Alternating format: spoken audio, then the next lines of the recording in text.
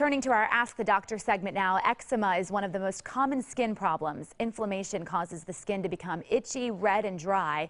Melissa Wilson asked the doctor about natural ways to heal the skin.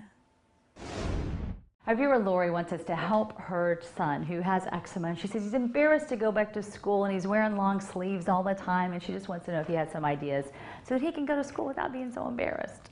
Yeah, eczema actually is a form of autoimmune disease, and with autoimmune disease there are a handful of really common triggers.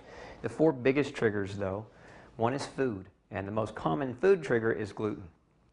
Dairy is a very common one in eczema as well, so is sugar. So food is a trigger. Different kinds of foods can be bigger triggers than others. Number two, infections can be triggers.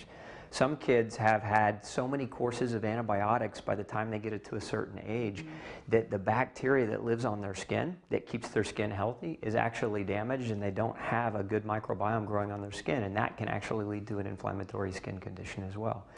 So then we also have, as another potential trigger, nutritional deficiency. There's two that are really common with eczema sufferers. One is zinc, and the other one is vitamin A. And then we also have another trigger, which is chemical exposure. So check shampoos, check soaps and detergents, because the child might be allergic to something that he's getting exposure to on a daily basis. Until then, what is a good treatment while they're trying to figure this out? Is there anything you can do to just make the skin look better? You can apply aloe vera gel as a natural soothing agent. It's not really going to have the effect. You have to heal eczema from the inside out. If you apply potions and lotions to the skin, you're going to have a very limited effect unless you use steroids.